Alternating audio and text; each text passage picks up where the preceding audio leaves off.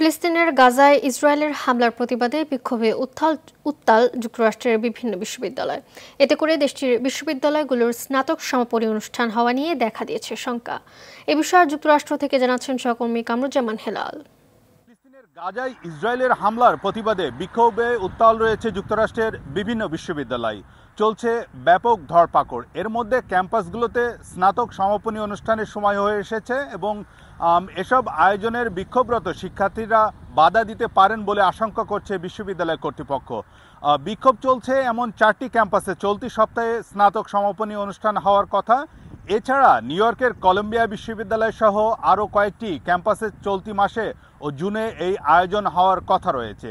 স্নাতক সমাপনী অনুষ্ঠানকে ঘিরে নিরাপত্তা জোরদার করার চেষ্টায় রয়েছে ক্যাম্পাসগুলো। অন্যদিকে বিক্ষোভকারীরাও এসব আয়োজনে বর্জন করা, অনুষ্ঠানস্থল থেকে বেরিয়ে আসা এবং ওয়াকআউট করা সহ বিভিন্ন বিকল্প কর্মসূচি নিয়ে ভাবছেন, তেমনটি কিন্তু এখনও পর্যন্ত জানা গেছে। এবং কয়েক সপ্তাহ ধরে উত্তাল রয়েছে যুক্তরাষ্ট্রের বিভিন্ন বিশ্ববিদ্যালয় ক্যাম্পাস। গাজায় অবিলম্বে যুদ্ধবিরতি কার্যকরে ক্যাম্পাসে তাঁবু খাটিয়ে চলছে টানা বিক্ষোভ। অনেক ক্যাম্পাসে পুলিশি অভিযান চলছে। এখনও পর্যন্ত আটক করা হয়েছে প্রায় 2000-এরও বেশি বিক্ষোভকারীকে।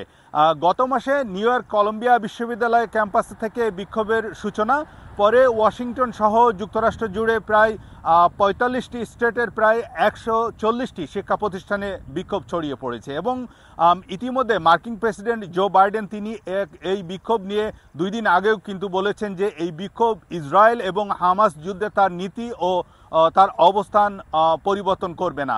তো যুক্তরাষ্ট্রে বিক্ষোভ ছড়িয়ে পড়ছে, বিভিন্ন স্টেটে বিভিন্ন ইউনিভার্সিটিগুলোতে কিন্তু বিক্ষোভ ছড়িয়ে পড়ছে।